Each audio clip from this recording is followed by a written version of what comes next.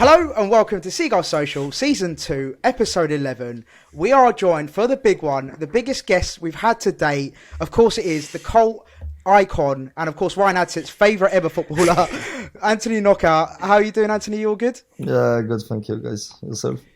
It's a bit mad. This is a bit mad, isn't it? It's a bit crazy.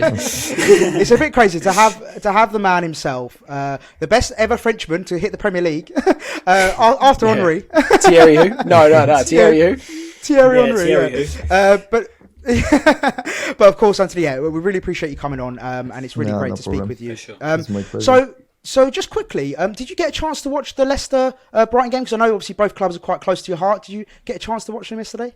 No, I've actually tried to check on Sky Sport and stuff, but couldn't find it anywhere, so just didn't. Yeah, that wasn't on TV, was it? I think most of the Brighton community managed to stream it legally. Definitely not illegally. But yeah, I unfortunately had to watch the game and watch us lose on penalties, which is always the toughest thing. Other than that, we played really well. It just gave them two chances and they took them. We basically lost just because of our two mistakes, unfortunately. It's two mistakes, wasn't it? It's a bit like the City game, really. It's just another game of mistakes costing us again, you know. Yeah. And Anthony, did you get a chance to with regards to the Brighton and Leicester, do you have a favourite between the two when they play each other, or are you quite neutral? No, I'm for Brighton, obviously. Yes, come on, guys. Yes. He knows he's on the podcast. That's why he told us the answer, the right answer. No. He means it. Truth. You mean it? Yeah, I love to hear that. Good man. Well, look, Anthony, if you don't mind, we're going to start off just quite light-hearted with the quiz. So, as people know, Ryan is your biggest fan. I can't believe you've done this. So, what we've decided to do, Anthony, we're going to do a little quiz. So, I'm going to ask Ryan a question, and then hopefully he's going to give us the right answer. If not, I'm going to go to you to give us the right answer, and we're going to see how well Ryan knows you. Is that all good? Okay. Yeah. Okay. This is crazy. So number one, Ryan. When Anthony was first signed to the club, what was his allocated number? 27. Squad number. It was 27. Correct. And for a bonus point, what was his number after that? 11. As I've got it right correct. here. All right. By the way, I got that shirt when I was in year 11. He's cheating. I got that shirt in year 11. I'm not even joking. If anyone from my school is watching this, they would know as to how much I literally was like. It was you and Glenn basically all the time. I'd always talk about you and Glenn because that link up was just different class back in the day. Iconic. Right, number 2, Ryan. Anthony's first goal for Brighton came at the Amex, but against which team? Brentford, wasn't it? Yes, correct. What was that? What was that goal like, Anthony? How did it feel? It was just it was good. I think it was a relief. It's always good. I think when you send somewhere to trying like to score quite early and gain off the mark, and I think that goal came in a perfect time. I think it was probably my 4th or 5th game with Brighton. I can't remember really, but. Ryan will probably know. Ryan will know. No, but it was quite quick, and from this I just went on a good form. So it was amazing. Yeah. Brilliant, good stuff. Okay, next question. What is Anthony's middle name? I don't think I know that. I've got to be honest. I think that would be a bit pushed. If I know his middle name. I'm not being funny. I thought you were a super fan. I don't think I've got that much in me. I represented his. No, I don't think I know his. What's his middle name? All right, Anthony, what's your middle name? It's Patrick, my dad's name. Okay, I see. I don't think you can actually see it apart if you see my passport or something like this. So. Well, I got it off Wikipedia. That's what I'm saying. Anthony, Wikipedia has everything, mate. Yeah, Wikipedia. It has your front door colour, what number plate, everything, mate. Exactly. Right, next one. In 139 appearances for Brighton, how many goals did Anthony score? I don't know, but I'm going to guess probably like... I'd say like 30, 20... Somewhere between 20 and 30, I'd say, easily. 30, I'd say. Very low close. 30s. What is it? Anthony? I would say 27. Yes. Is it 27? I mean, I don't know why I sounded surprised, because if you didn't know that, I'd be a bit worried. Yeah. That's not a bad effort, I thought it was around that sort of, 30. Should you have scored more, Anthony, do you think, for Brighton? I think so, because I've missed a lot of chances that I should have scored with them. Yeah. Yeah, Scored some bangers, fair enough. though, Very to honest. say the least. Some Yeah, absolute exactly. bangers. So it's all Exactly. right. The Palace goal, which we'll get onto, but the Palace goal We'll get to it. eliminates every other other stat you can. In you this can shirt, have. by the way. Right, Yeah, right. Second to last question. I'll try and wrap it up. So Anthony scored a brace against which team the game before securing promotion against Wigan in 2016-17? I was there. Oh, Great game. a brace, knockout brace. Was that Sheffield Wednesday? Yeah, the game before Wigan. Game before Wigan. Looks like Anthony doesn't know this one. I'm trying to work it out because I remember that whole season pretty much so well because obviously it's so in the mind. But I'm just thinking brace. When did Anthony score brace? I don't know. I don't think I know when he scored Push you brace. through an answer. Yeah, all right, yeah. As soon as you say it, I'm going to hate myself because I know I'm going to know the game. As soon as you say Anthony, it. do you want to give Go us on, the Anthony, answer? do Do you you know the remember? answer? Can't even remember myself, actually. It's the pressure of Anthony. It's got to me, mate. It's got to me. I don't know. The pressure. Right, I'm going to put you both out Yeah, of go on. misery. Okay, It's go on. Wolverhampton Wanderers. Yes! Oh my god, yeah, yeah. And you ran over to us, Anthony. You ran over to the away fans. It's unbelievable. Yeah, to no, see, mate. that was actually on a Friday. Yeah, Because it yeah, it was was. Literally Easter, just I think, before, something yeah. like this. Yeah. No, yeah. Yeah, it was. And you had that iconic commentary, I which scored was double, simply actually. box office. Yeah, Brace, you scored two. Yeah, he scored 2 goals. So amazing. And then the final question. Okay. What did Anthony have for breakfast this morning, Ryan? Funny. Eggs and avocado. You can have a maybe, toast. something like that. Eggs and avocado? Is that right, Anthony? Eggs and avocado? No, I usually have this actually, but this Oh, morning no way! That's actually crazy. No way. This morning I had some yogurts with fruit, so Oh, brilliant. that's Okay, actually lovely. So close. There My you go. dairy Well, look, intolerance would Ryan, you hate me for scored, having that, I'm sure. Ryan, you scored a credible 2 out of that. I thought I'd do way better than that, I'm not gonna lie. I know. I made it quite difficult. I made it disappointed quite in that difficult. one. But Yeah, that was quite difficult. I know, but I hope you enjoyed that one. But yeah, Ryan, kick us off, mate. Just talking about obviously, start of his career. Yeah, I mean, to be honest with you, as I say, I've obviously been a big fan, so I'm going to remember pretty much everything. But we're going to go before you joined Brighton. We're going to go all the way back to when in your Leicester days. Now, obviously, there was quite a big moment that you were involved in. So obviously the iconic playoff game against Watford. But then obviously, that emotion must have been hard in itself. But then to come back, and I believe the following year, Leicester won the league, didn't they? So to come back that following year, what was that like? Though all those emotions in one, obviously bottling it that first year, and then that second year you win the league. What does that feel like? well, I think the penalty itself, it was a bit of shock after that game because I was still young. If I remember, I was really young, and obviously that game, a lot of my family were in the stand, was for the way. So it was quite tough for them, seeing them sad, and obviously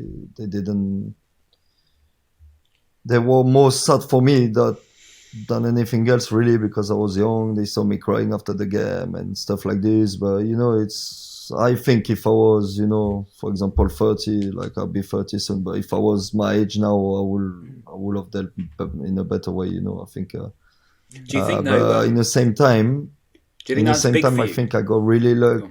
If in the same time, I think I got really lucky that obviously we were on holiday just after this, and I just had time to go away and forget about it really, and then came back the pre-season following, and then for me it was like it never happened again, because obviously I had time to rest with my family and go away and then come back like to normal, to work, and then we got promoted straight away the season following. Do you think that helped you sort of spur you on for the following season, obviously winning the league the following year? Do you think that really was a big kick? Because obviously it's very easy to just accept that and then sort of fall away the second season. Do you think it was one of those things where you were like, we can prove that wrong again, we can go again sort of thing? I don't know. I think we had a good team. We just really had a good team, and we had the same structure, I would say, to go again. And we maybe had 1 or 2 more addition to the team, which was really good. And yeah, we built on what we've done the season before, and then it was the second season was really easy, to be honest. If I remember, we finished champions with 102 points. So, Wow. so it was quite an easy season, to be honest. Yeah, and just talking about that as well. You have a big, you went from Leicester from Liège, and you had a big connection to the Leicester fans as well. Do you get that everywhere you go? And also, do you get that at every club? Like, do you feel that kind of love and affection, or is it mostly from Brighton and Leicester you felt that connection? No, everywhere I went, to be honest, it was quite a big connection. I would say maybe the only one who I have not is Fulham. I think it's probably because of my first season wasn't the best. Then last season, obviously, I went on loan, and this season I've been struggling with injuries. So it is all it is. It's football. I would have loved, obviously, to have a better time here at the moment, but it is what it is. It's football. You can't be good every season, and that's part of football. I don't think I was bad that first season here, but I don't know. Maybe they don't like me, or I don't know. It's part of football. I try every day still to keep working and doing my job, and it is what it is. It's football. Yeah, I mean, for sure. you can't. I don't think you can please everyone, and I'm sure even in Brighton, for example, there was fans that they didn't really like me. It's part of football, I so. can't imagine that. No, Impossible. No, but I mean, you can't have a full stadium that there is always there will always be people that they have a different opinion on a player. Yeah. When we posted about you coming on like yesterday, The reaction. Brighton social media went absolutely ballistic. Like, trust me, mate. Yeah, Everyone was crazy. commenting, saying, "Tell him how much we love him." So many people. No, obviously, everyone knows and everyone can see, obviously, that Brighton has a special place in my heart, and I don't know what my future will be, but I can already say before I retire, I don't know in how many years it's gonna be, but that Brighton will be forever the best club I've been and the best time I had there. Love that. Amazing. And Love just that. finally on the Leicester, just before we move on from Leicester, you obviously played with Mahrez as well, Riyad Mahrez. Yes. And this was like before he was, really the finished article. What did you predict him to be the player he is now? And like, what was it like playing with Mahrez at that level? Well, he's one of my good friends as well. Still now we're really good friends, but the first season he arrived, to be honest, he arrived in January, so you could not predict that moment, like from January until May, until the end of the season, that he was gonna be like this. You could see his talent. This is for sure. You could see his potential, but he didn't have the stats with him. He didn't score enough goals. He didn't. Stuff like this, but again, for me, it was the adaptation of the English football. He was coming from the second division in France, which is completely different type of game. Stuff like this. But then, when we got promoted with Leicester and he played in the Prem, you could already feel that he had something and he was gonna be special. And obviously, that's the season after that he started to show his quality and became what he became. And did you ever have like a little rivalry between you? Because obviously you're quite similar players in regards to like attacking players. You play in similar positions as well, out wide. Tricky left foot wingers. Did you ever have like a nice competitive rivalry with him, or was it quite friendly? No, yeah, it was friendly. Obviously, it's myself that helped him when he came over, and obviously he couldn't talk English, or I made sure I helped him for everything, for his flat, for stuff like this. So. It was a good competition from the start, and to be honest, my time in Leicester when he was there, he was more playing on the left, and I was still playing on the right, or vice versa. Right. So Yeah. he was not really like me against Quality him. wingers Right? to So, have. That's quality. Yeah. What Mad a team. wing trio. Yeah, imagine those two wingers coming at you, Mahrez and Knockaert. Scary time. So, Yeah, Go no, back. it was good competition from the start, because obviously I guess like the language helped us as well, and we became friends straight away. Yeah. Amazing. Nice. Going back to yourself, Anthony. So you then moved to Standard Liège. Yeah. Don't know too much about your time there, but thankfully you made the return to us. Now, this is probably the strangest day of my life, but also one of the best days of my life. I was working for the club in the media department the day we signed you. Yeah. And Paul Camelin, the press officer then, came up to me and was like, Ben, I know you're a fan. Basically, we're signing a player today. When he walks into the media press conference room, just don't act like a fan, just act professional. Yeah. And then I was like, oh my God, who's it going to be? He was like, don't text anyone as well, because they had to obviously announce it maybe a day later. You walk in, and I was just like, oh my fucking God. Oh my fucking God. I was like, we're getting promoted. But in my head, obviously, on the outside, I was sat there professional, but in my head, I was like, we're getting promoted. Like, that was, it was such a mad big feeling. Signing, wasn't it? But, yeah, massive signing, especially for the Houghton era, like the first big boy. Going back to you then, what was that deal like moving from Standard Liège? Were you just really excited to get back into English football, or was that something you were a bit hesitant on? You know, I've signed there 4 years actually, and after 6 months, they needed also to sell some players because of financial problems. I think I wouldn't say problems, but they needed to sell some players, and I just realized the league wasn't for me. I thought it was something, I don't know, I felt it was too easy for me.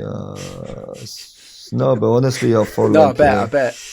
I thought it was, not competitive enough. If I can use the proper words, it was not competitive enough. You go to play into some stadiums where it's like, you don't feel really a big competition in there. And, look like the with Dean. Yeah, and I obviously like to play where it's full house, where it's big atmosphere. To be honest, our stadium, like Standard Liège, was a massive stadium. And big club, isn't it? Yeah, as a club, it's massive, and if every club in Belgium would be like this, I would have probably stayed. But the atmosphere there was probably one of the best I had in my life when I played against Anderlecht, because that's they are big rivals, and it was just, the noise in the stadium was actually scary on the pitch. Like, it was actually first time I've experienced something like it was actually scary. And similar to the thank Amex, God we then, were at Anthony. home. Similar to the Amex. No, as much as I love Brighton and the fans, no, it was nothing compared to this. No. Yeah, of course, I'm joking. Oh, I did that. Yeah. So just to follow up on that, so how did the deal come about? Was it quite a quick deal? Did you hear, Brighton are interested? That's crazy, because I was actually in a training camp with Standard Liège. We were in Marbella, I think, in Spain. Yeah. Not too bad. And nice. I wasn't planning to move at all. I was thinking more at the end of the season, because I was doing really well there, and I felt like I will finish my season and then probably move somewhere else, And to be honest, even my wife was shocked at the time. My ex-wife. We've just moved here. God's sake. Yeah, no, but also that's one of the reasons I moved there before, 6 months before, because obviously we wanted to get closer to the family. It was a bit difficult for her, for my little boy. So that was the reason I went back there, and it was actually funny, because I was there chilling with my mates in playing a card game, and we were just talking and stuff, and my agent just called me and say, listen, Ant, we've got an interest from Brighton. It could be like actually done like in the next couple of days, like even you could fly tomorrow morning. And it was actually like 5 p.m., something like this, when he called me, and I was like, oh, well, I was like, yeah, why not? We can maybe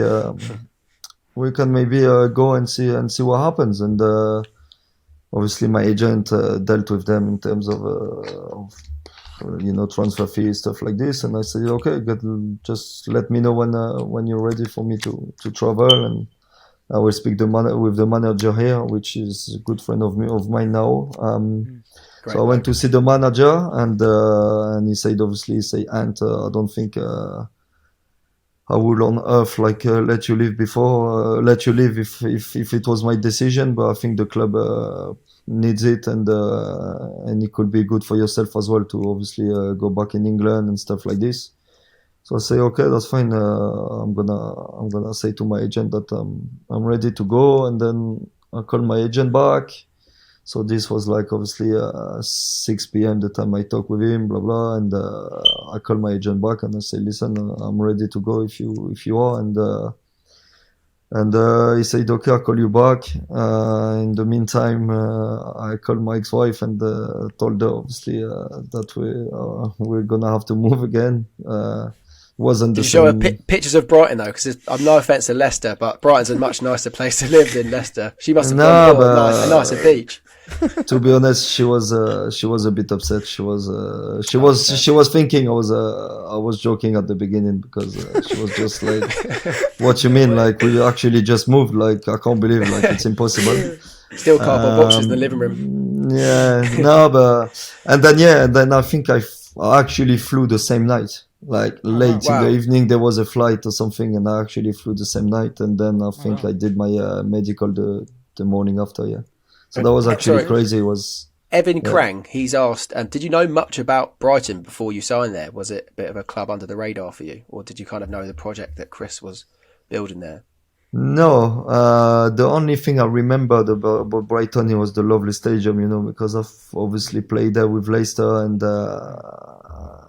and when my agent called me as well and said Brighton and stuff, I've straight away went to look, because he said like have a look on Safari. There is a brand new training ground and stuff. You're gonna love it. And I went and I was shocked actually. I was like, wow, this is quite impressive. But I remembered as well the Amex playing there with Leicester. So better than the Dean and the complex we had before. So that's how it happened really, and nice. Yeah, when you came over, I mean, to say the least, we were transformed in every single way. The way we attacked, everything was so much better. I mean, it was a breath of fresh air. It was something that we haven't seen probably since we had Vicente at the Amex. I mean, it was quite literally like, one of the most skillful, if not the most skillful player I've seen Brighton have in ever, to be honest with you. You and I think it was Hemed and Zamora at the time seemed to really link up so well. What was it, that sort of vibe? Did you feel that vibe too as soon as you signed around the ground? As soon as you got the ball, everyone just felt like you were going to do something. Was that confidence just flowing through you since you signed, or was it a gradual thing? Yeah, I don't know. From the start, I just felt like the club, the way they welcomed me, going there with an unbelievable training ground like this. I mean, I love playing at the Amex. Like it feels so good. Like like the stadium is just incredible. Like I don't know, even in the dressing room, it's a nice dressing room. Like you feel at home really, and straight away the love from the fans that I received. All these kind of vibes. Like even the players, straight away I was like, incredible for them, like even the staff, like myself.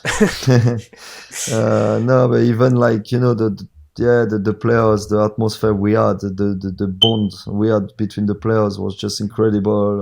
Obviously, after fell in love with the city as well, I've made a lot of friends there. Like it's just something I can't explain, and for sure I will never be able to find the same again. And I mean, I remember when I had an account back then, I still have it now, called Talk Seagulls, and I remember I posted of you at the time when we first signed you, and I remember the hype straight away. And it's going to sound really crazy, right, because you're probably not going to believe me, but I remember I was sitting with my mate Callum, and I said literally only a few weeks before, it'd be crazy. I said, I wonder whether Anthony Knockaert's gone. He used to play at Leicester. He'll be quite a good signing. Then all of a sudden, fast forward literally a few months, we actually signed you, and I was like, no way. Maybe someone up there's heard me somewhere. And then we signed you. Reading the DMs. I was on a school bus, and but all of a sudden, we signed you, and as I say, that connection was just seemed second to none. But it does show you do feel like you have still got that connection. I mean, I think even if but it's actually back in the day when I signed that day, I've actually heard that it was because Solimac done his ACL, and that was the main reason, because they obviously needed a right winger. But if Soli that season wouldn't have get injured, I don't think I would have signed, to be honest. Oh wow, that's crazy. That's crazy. Yeah. But yeah, just talking of Brian mentioned briefly Bobby Zamora and Tomer Hemed. Obviously, we got a third place finish that season. What was it like to play with Bobby Zamora? Because obviously he was like a club legend. He done a lot for the club. What was it like playing with Bobby Zamora and Hemed and all the players that were around you that season? No, it was amazing. I think Bobby was an incredible player, amazing guy as well. And yeah, as I just said, I don't think I didn't like anyone that my time in Brighton that been in the dressing room. It was just an incredible bond, like the whole team were together. When we were going out, the whole team was there. Like when we were doing stuff together, like it was just an incredible bond of players where we were loving each other, and you could have just seen it on the pitch, when that team spirit is that high and that much love, it can only be good and reflect on the pitch. And who was the best player? Just quickly, right? Go on, you go. I'll tee you up. I'll tee you up. So just quickly, in that era, or the whole sort of Brighton, peak era, I suppose, like the when we got promoted from the Championship, that kind of stuff. Who was the best player that you played alongside with? Who do you think, you thought, wow, you are just as good as me or better? When Brighton or Brighton, yeah. There was few, but yeah, who stood out the most? Do you reckon, sort of in your mind?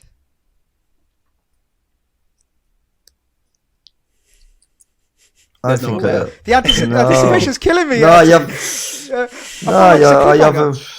few. I actually can't say one because there was a few that, for me, Donkey was incredible. Bruno was incredible. That partnership. Bruno was just better than my dad's partnership, that is. Bruno was just incredible as well. But I think the more talent, the biggest quality that I've seen myself with my eyes, it was Bissouma. Bissouma was just Bissouma is just incredible. Yeah. I'm not gonna lie. If you want my opinion, I reckon Bissouma can play for top 4 easy every game. 100%. Yeah, 100%. We definitely. We say it every week on the podcast that he's we love him at Brighton. We love him, but we're realistic as well that he will outgrow us one day. To go to those top 4 sure, clubs. Because this kind of player, they're just incredible. And actually, I'm still surprised he's still there. To be honest, if I'm really so we, mate. Obviously not in a bad way. Just obviously, I know Brighton is becoming a bigger and bigger club every day. But for me, Bissouma can play in the top level, and I'm sure he will really soon because even this season the level of competition is started, and what he shows, I think he will deserve to go to a massive club. No, definitely. And just quickly before we move on, so we mentioned Bobby Zamora. So Ryan's actually got a very funny story. He's going to just quickly talk us through. Right. I don't know how to explain this without sounding weird, right? But back in the day, 2016, 17, it was quite normal to represent a player as you're at, right? So it was like football Twitter. I was a bit of a loser, in school. I used to rep Brighton players, And so I dedicated my account to you, right? So I had my was Knockaert with an X where the O would be, or something like that. And then I was all have you as my profile picture. Anyway, back in the day, you could probably try and edit the screenshot on the screen. I'm not going to go into everything you said, but Bobby Zamora actually messaged me and followed me on Twitter, thinking that I was you. And he asked me, and he said to me that see you at Monday for work, calling me a legend and all this sort of thing. And I said to him, "Do you think I'm Anthony Knockaert?" And he said, "Haha, sorry man, take care, bro," or something like that. And then blocked me, unfollowed me, blocked me. And then blocked you. And since I posted this tweet on the 17th of April 2016, it was actually a year before we got promoted, which is mental. But 2016, since that day, I still haven't been unblocked by Bobby Zamora, so I'm still blocked. Wait, show him on the screen, Ryan. Show him, Here we go. show him the tweet on the screen if you Let me can. get the tweet. It got quite good numbers at the time. But yeah, that's the little interaction it's a bit with Bobby blurry for Zamora. us, but Yeah, it's a bit blurry. Yeah. So But no, yeah, basically, Bobby Zamora thought that I was you in 2016. So yeah, just a fun little story for you. Yeah, That's there you good go. to Right, go on, So Ben. going back from the positives of Ryan's DM for Bobby Zamora, unfortunately that season we ended up, we lost to Middlesbrough in a really, really horrible way. Dale Stevens, in my opinion, should never have been sent off when we played Agree. Borough there. And then we crashed out to the playoffs, unfortunately, against Sheffield Wednesday. Yeah. Ryan's put bottle in it. I wouldn't put it that because it's a bit offensive, but Yeah. I guess you could say it's classic Brighton, wasn't it, really? Yeah. After that, I suppose you kind of had a similar experience at Leicester, I guess. But how did you and the team pick yourselves up from that huge disappointment back to back from Middlesbrough, Sheffield Wednesday, and then play another 9 to 10 months of football and then get promoted? Because I think the club's been really clever. I remember the next summer, Dave Steven tried to leave. Dunkey tried to leave. And the club actually stuck. How do you say stuck to their decision stuck to the decision, and they say no, you're gonna stay. We're gonna build a good team, quite the same as last season. Gonna add like few more players, and then from there we're gonna try obviously to reach the promotion as we did the season before. And I think they've done a great job. The way they've managed the club and the way they've managed the team. I think they done really well, and you could see that season we were just incredible, and everything was working out for us. We just were really strong on the wings. We were really strong up front. You brought in Glenn Murray. What was the boom? Yeah. How was that much for like a boost? Was that a huge That's boost what I for the mean. team? Look, they kept Dunkey, they kept Dale, which Dale was for me the brain of our team at the time. On the wings, you had me and Skalak. That he was giving people assists for fun. Up front, Murray and Baldock were just on fire that season, and obviously the back four was just incredible with Duffy and Dunkey, Bruno on the Bruno right back, and Guy Tambong was really good as well that season. So I think we were just we had just had a really, really good team, and I don't think with that team we could have done less better than getting promoted. Yeah, I think I was definitely. leading on to the promotion, because I was going to say, the iconic, what an absolute box office, Anthony Knockaert is absolutely box office. I mean, I think that pretty much sums up the season. Everything was just perfect, pretty much all the way through. I mean, what for you? And the football celebrations, the Mario Kart one, unbelievable. Sam Baldock's But crazy for example. Yeah, but this I was talking about, the bond of the team and stuff, and this celebration was actually coming from the Christmas party that we had together, and we were all together and like drinking and stuff like this, and we were.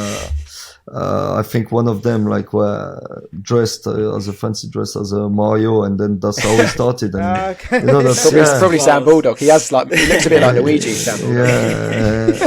And that's but that's what I mean. Like the bond was just incredible. That and it was actually fantastic. Like to be around them, and that's what I mean. When the bond team is like this, like obviously it's gonna be easier to win games on the pitch as well. Definitely. I mean, what instantly comes to mind for you in that season? What comes to mind? What is there anything that's really sticks out in that season that was what was that driving factor in that season that nearly won that title, should I say? Was there anything in particular that comes up? For myself, it was quite long and emotionally long season, because that's the season I lost my dad. That's the season we get promoted in the same time. But No, I think it's just, as I say, the team spirit, the togetherness, and obviously the quality on top of this, and it just showed throughout the season. To be honest, it was a disappointment. We wasn't champions at the end of the season, but as I said again, as soon as we got promoted, the boys were out all together all the time. We were just celebrating our promotion because it was obviously the first time for the club. For us, it was amazing as well. So we saw you in Shoosh didn't care anymore about. Bar 32, Shoosh, you name it. We saw you in Shoosh.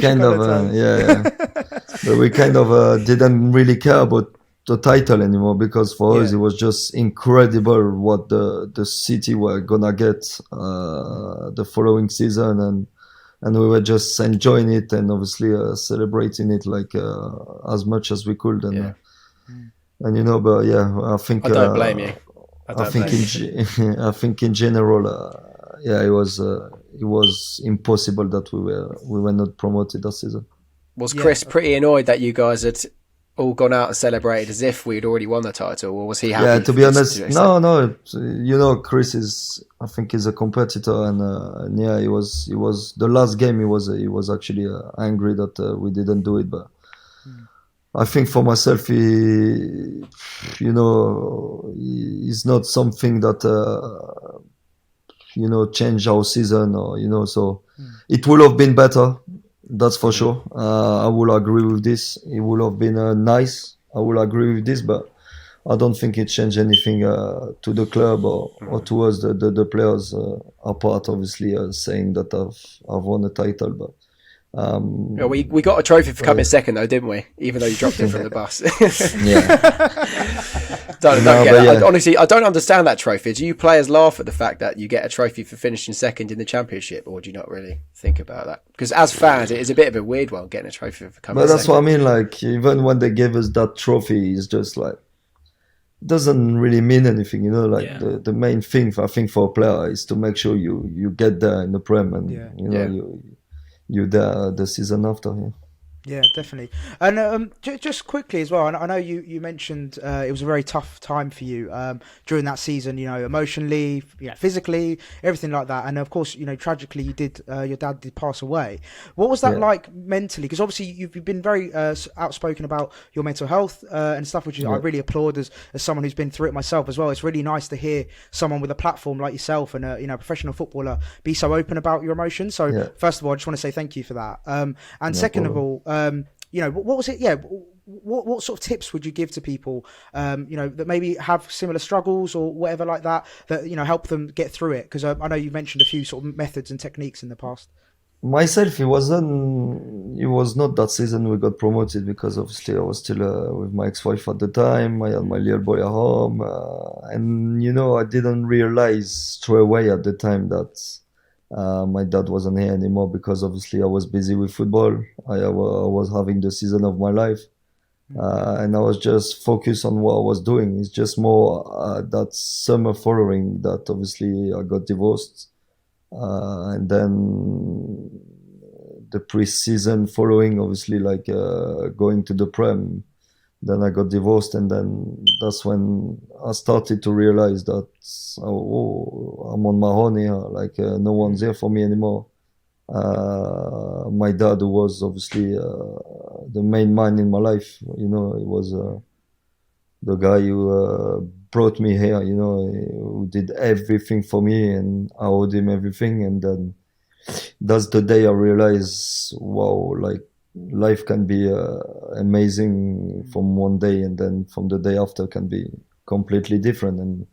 And every day I was just seeing myself alone, seeing myself and obviously thinking about the moments that I had with my dad, and stuff like this, and more and more and more and more. And I fell into a massive depression that I would say killed almost 3 years of my career. That it was so tough mentally to be able to perform on the pitch, and in the same time deal with the problems I had at home. So yeah, it was just so so drained mentally that it's been few times I've been thinking about giving up at the time back in the day, because I just couldn't take the pain anymore. And until one day I went to, we were actually in a Christmas party with Brighton. It was the season we were in the Premier League, I think.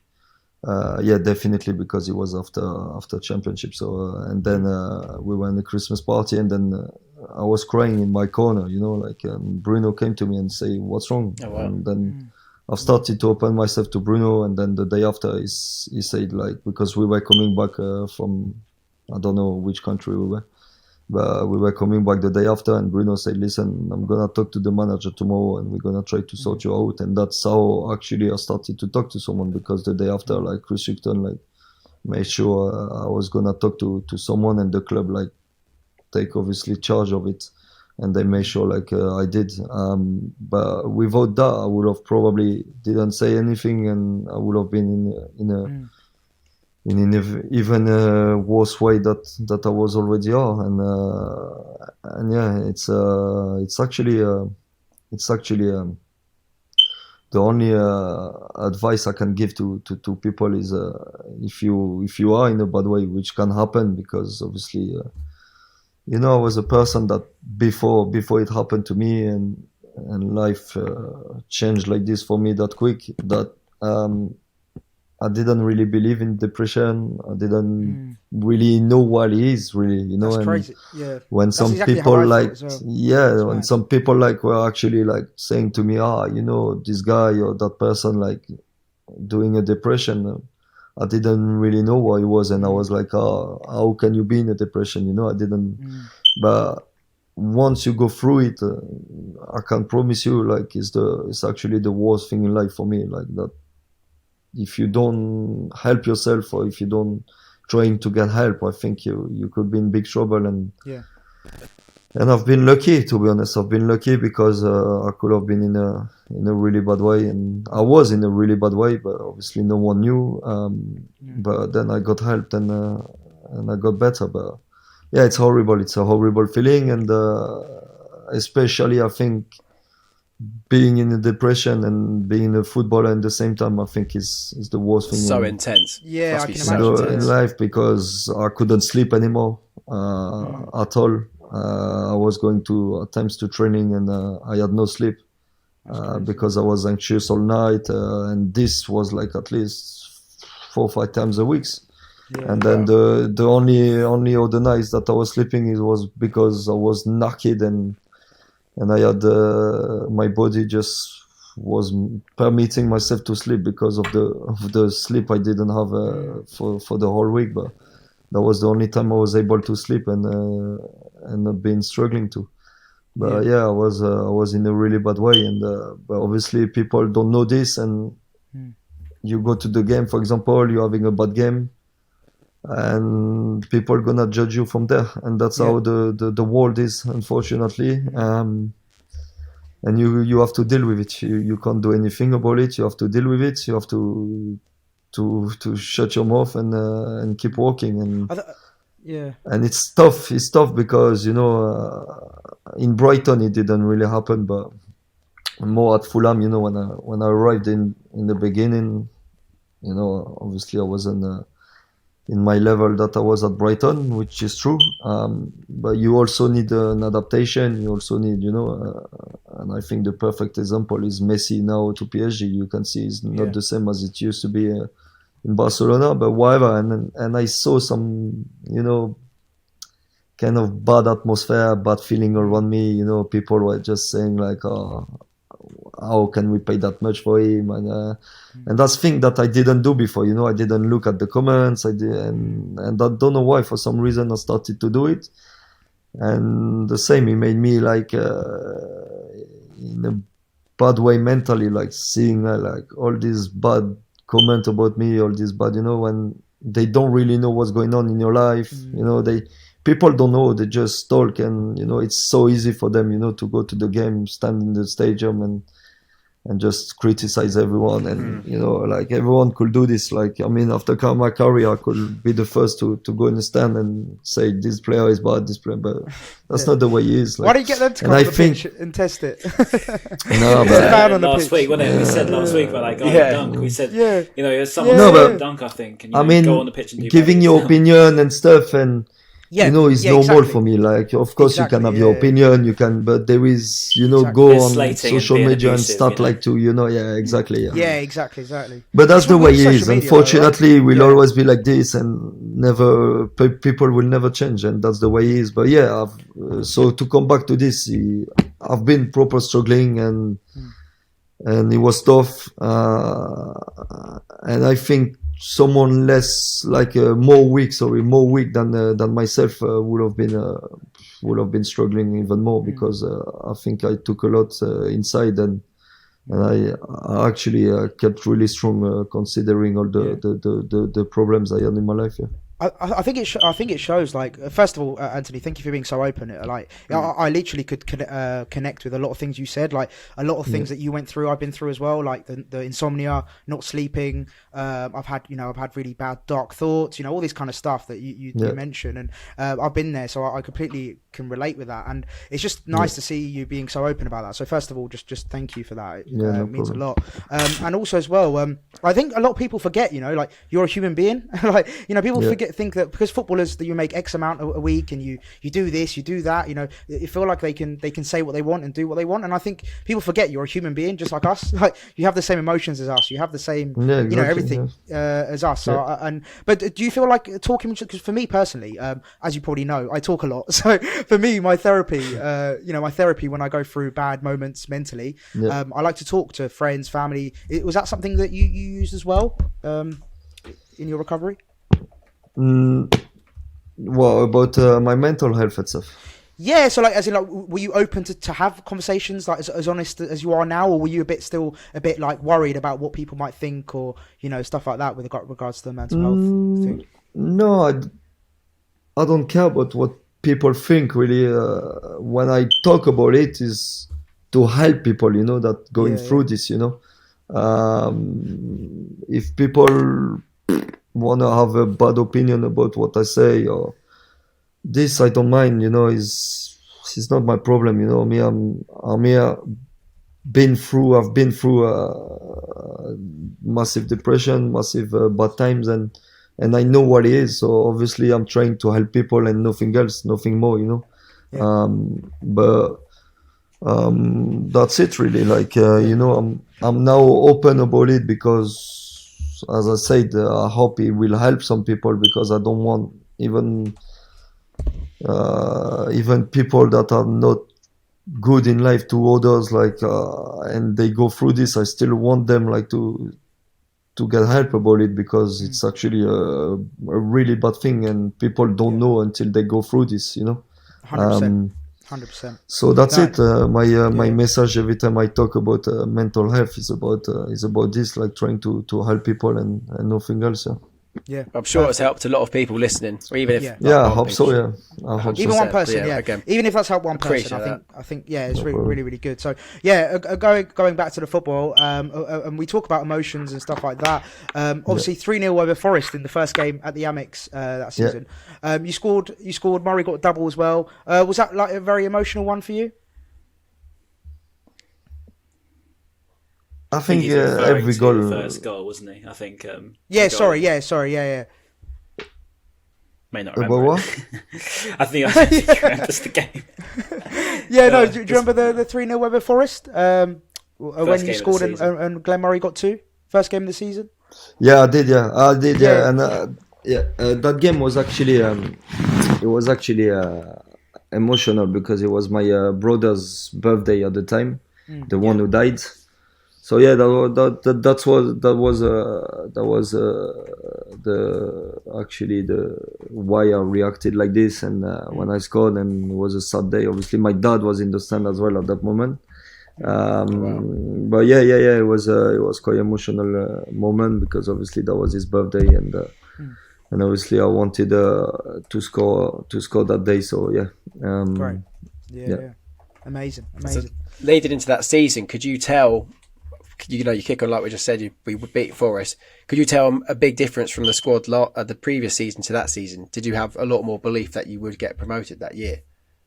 Was the togetherness a lot more? Because I remember like there was a massive campaign of saying togetherness, and it definitely felt like that from a fan's point of view. Yeah, no. From the start, we could feel like we were there to get promoted. This is for sure. But I mean, you just look at the team we had, and you just know that we were gonna be up there at the end of the season. You know, if it was through playoffs or the top two, but I just think in general we just knew that it was gonna be an unbelievable season. Us, the players, we believed in us, and we just knew like it was gonna happen.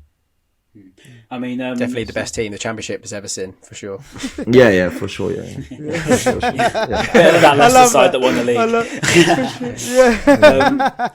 But no, I was at that Forest game because I think it was Steve Sidwell at the time, wasn't it, who went over and gave you a hug after you scored. And actually, that's quite ironic. Obviously, you know that Sidwell halfway line goal against Bristol City. Wow. I mean, any other time where Steve Sidwell takes it on his left foot from 45 yards out, the chances are that's probably not going to go into the back of the net. But do you think that was heading back to Brighton from Bristol? Yeah. And obviously, it was such a fitting tribute as well. Obviously, for such a fitting tribute for you. Obviously, as you mentioned, everything that happened for you that season. Obviously, he was heavily involved with what happened at Forest too. Do you think it was almost meant to be for that goal to go in from 45 yards? Was that just another one of those classic promotion year things that could have possibly aligned somewhere? Was it just one of those, that togetherness of the football club, do you think?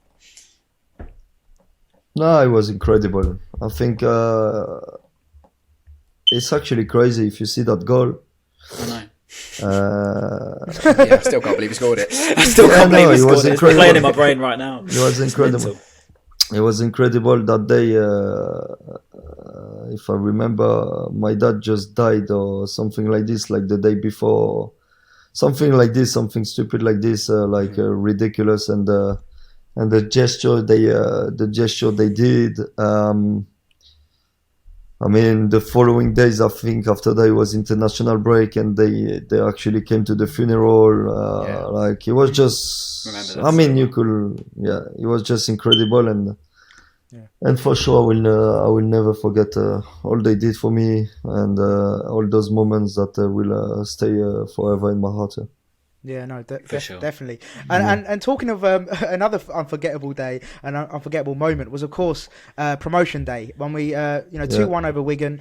Of course, that was crazy. I remember you were on the mic singing topless. There's a picture. I've still got the videos on my phone of Knockaert going mad. Singing into the microphone and that kind of stuff.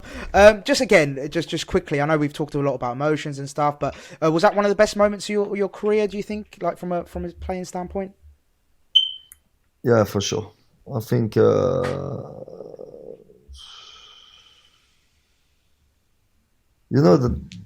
season, even the ones in the Prem, I think I really enjoyed it with Brighton, but the one in the Championship that we got promoted was for sure the best one I've ever had, and I mean I finished player of the league as well, so it means what it means. Like it was just everything was working out for me that season. I was just on top of my form, and yeah, I think the team, I was feeling also like the team was playing for myself. Before each game, they knew I was gonna be there and produce something. They knew.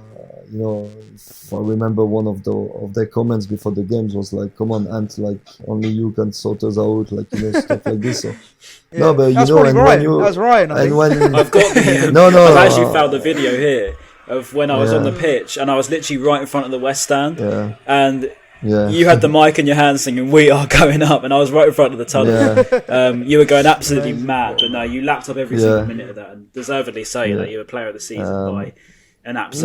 But it was definitely the best one of my career. For sure. Yeah, for sure. Well, then, so speaking of partying, you probably carried on the partying from promotion day all the way to the parade. Yeah. What was it like being the man unveiling the new kit for the Premier League season in front of thousands of people on Hove Lawns? That must have been something special. No, this actually was, if I'm honest with you, was incredible because we were coming back from Vegas. I remember the picture. We were coming back from Vegas like. Who won the most money, by the way? Sorry? Who won the most money? I don't know that. No comment. Who lost the most money? Who lost the most actually money? No, actually don't know. Sorry, carry on. But yeah, we obviously the club invited us to Vegas for the promotion party. So and then we landed at I think 8 a.m. or something in the morning. 8 a.m. In Heathrow. Then we took a bus from Heathrow to the stadium. Same day. Same day. That's mad. Yeah, same day. Oh my god! What a bender that is. Obviously, you can believe that we didn't sleep for 4 days being there, so it was quite tough. Yeah, Definitely. and then obviously I think we had a lunch at the Amex all together, and then from the Amex to the parade. Nice. But this was incredible day. Because it was us also like the last day we had to be in, and then after that we were actually on holidays. Yeah, on holidays. Yeah. Nice. So yeah, it was for me that 3 weeks from that day we got promoted until Vegas, the parade will be forever the best ever time. The best time I've ever big had. Drunken journey, was it? A big drunken journey for 3 weeks. It was, if I have to say. So the parade I can remember so well because it was on Hove Lawns, wasn't it? And I just remember being there and just seeing absolutely it was thousands nice day of as well, people. Yeah, nice day, but. Did that surprise you, Anthony, in a weird way? Because obviously Brighton, we're not a massive club, right? Obviously, but when you're on the top of that stage, the thousands and thousands of people. I mean, we filled pretty much all the way up to Brighton from Hove. It was like Fatboy Slim, wasn't it? It was like his big boy. Yeah, honestly, it was incredible. You were Justin Bieber, and we were the Believers. That's what it was. No, it was incredible. If you remember, I think it started almost from. Yeah, from the Brighton. Yeah, it was from the Brighton pier to the very end, and it was just full of people. The atmosphere there was just incredible, and I mean also the people. The day was amazing as well. So there was everything was there for us to have the best day, and this was the conclusion of our 3 weeks of crazy parties and unbelievable moments that we will never forget. Amazing. But then obviously going from that, coming to the Premier League, I mean, how was that step up for you? I mean, obviously on the back of 2 amazing seasons, let's be honest. I mean, probably 2 of the best seasons you've ever had in your career. Coming to the Premier League, what was that like? What was the first feel, first emotion coming there, and what was the step up like? I remember the first few games we were struggling, obviously to adapt to the level, and then for me the biggest step up was the first win against West Brom at home. That's the game who gave us belief and gave us and gave us the momentum to believe that we could win games and obviously build on this and that's what we did. Yeah. Was there a bit of a competition of who could get the first Premier Legue goal? Was there?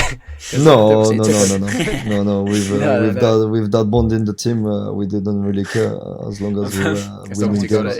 As long as I've someone got a question scored, because we haven't spoke to a player. I don't think that's played with Pascal Gross. So people often compliment him for how high his footballing IQ is. I mean, I think Davy Proko got the same sort of plaudits. But what was Pascal Gross like? What's he like to be around? Is he really as intelligent as everyone thinks he is? Obviously, he's one of the best playmakers in the league, without question.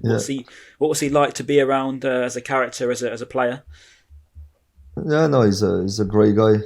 He's a funny guy. Is he? Yeah, he's surprises a funny me. Guy, yeah. I've heard this. I've heard he's a funny. Yeah, he's a funny person. Yeah, no, he's a good character in the team. I think, and everyone loves him, and it was good to be around him, and obviously, I think he's a top quality player as well. So it was a really good signing from Brighton. Perfect. And then final question, Anthony, before we get on to the fan questions, if you don't mind. Yeah. I know we've kept you for an hour now, but yeah, if you just we'll try and wrap it up. We can try to be quick because I need to have dinner as well. Of course. We'll wrap it up. Okay, so final question from us. What was your best memory in the Premier League for Brighton? Best memory. It's got to be one. Come on, Anthony. Yeah, I think that promotion day. It's Yeah, come to his mind. Yeah, the promotion in the Premier day, League. yeah.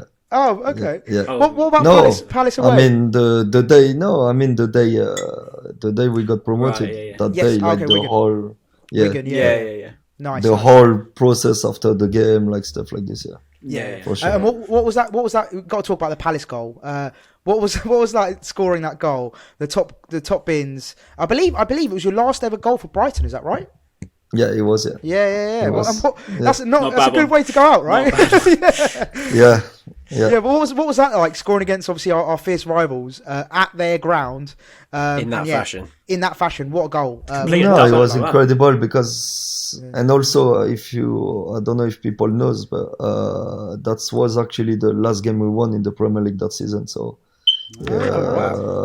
yeah, you can have a look. I think it was the last one because we beat I believe Huddersfield you. the week before. Yeah, I believe it. Trust Anthony We beat Knockaert. Huddersfield.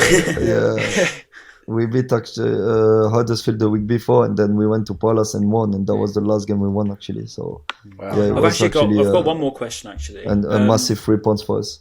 Yeah, definitely. I've got one more question actually. Just I haven't written it down here, but obviously we didn't mention Wembley getting to the semi-final, playing Manchester City, and you were actually electric course, that game. yeah. I think we deserved a lot more out of it. I was there. I remember it really well, and I thought you were genuinely the best player on the pitch that day. I thought you were absolutely everywhere, and I remember putting a tweet. Yeah, no, on saying this also it's Knockaert's made it his amazing dance floor. memories. Yeah, Yeah, no, this was amazing memories as well. I've got the trophy at home. I was man of the match, considering we lost. yeah, So you were. Yeah, yeah, it was. We it was got amazing. cheated out of it. Yeah, Yeah. Cole Oh, Walker VAR. got sent off. Yeah, Yeah. Cole He should have got Walker. sent off. Yeah, Joke, absolute joke. Do you think that was a sending off, Anthony? yeah, it was. Yeah, for sure. Yeah. Good man, Thank you. good man. If there good was man. the VAR, for sure, he would have been sent off. Yeah, I know it was 100%. VAR. It was and then VAR, they still didn't it's overrule fine. it. Yeah. yeah. Ah, there was, you're right. actually. Yeah, Yeah. yeah. Still It's livid. crazy. I'll never live Right. it down. That's Right, even cool. more crazy. Yeah. Yeah, right. We're going to we do some appreciate- fan questions. Yeah, 'cause we appreciate you. We'll do a few. And Yeah, then we'll pick the best ones. Then we'll let you go. So should we go? So- Packer Raban, Packer underscore Raban says, would you rather fight one horse-sized Shane Duffy or 12 duck-sized Shane Duffys? What would you rather fight? I don't understand.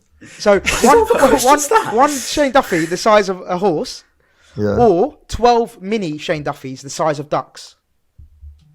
yeah, 12, I would say. Yeah. Okay, kick the Yeah. ducks. Yeah. Ben, next one. All right. Where's the meal deal one? Have we got rid of that? You can tell we're on fan no, questions no, now, can't we? Tony- Talking about ducks. Oh, so and- green. Okay, yeah. So Tony MGC. Sorry, it's a funny question. Do you ever get a meal deal from like M&S or Tesco, and what would your go-to meal deal be? So a drink, snack, and sandwich. What are your top three? I never really did it, so. Oh, he's never had a meal deal. Listen. Never He had only a goes to high-end restaurants, mate. He doesn't know what a Tesco meal deal No, is. no. I go to Tesco, but I don't. Don't have a yeah. meal deal. No meal So deal. what? We'll change that. So what's your favourite sandwich? What's your go-to sandwich? Like a BLT or? Or your favourite meal. Let's go with that. Yeah, it's pretty. Favorite meal is probably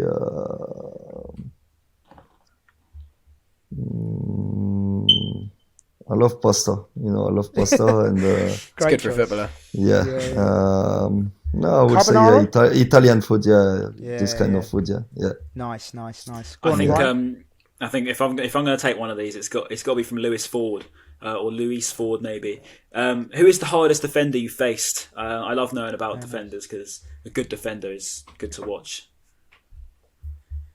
I think I will say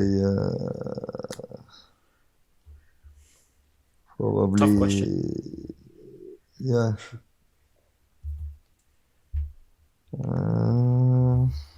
I would say Surely Andy so. Robertson. sorry. Andy Robertson. Oh, really? Oh, Andy Robertson. Yeah, Yeah, that's I think that's so. a great Oh, Oh, choice. you're going to boost his ego even more. Yeah, no, because he's We've got him going soon. forward a lot. He's defending well. Yeah, I think yeah. he's Yeah, one of the cracking player. toughest I had. Yeah. No, agreed. Yeah. Oh, And, should we do two more? Yeah, Shall I two quickly more. do one more? Go on. This should be easy. I hope you answer correctly.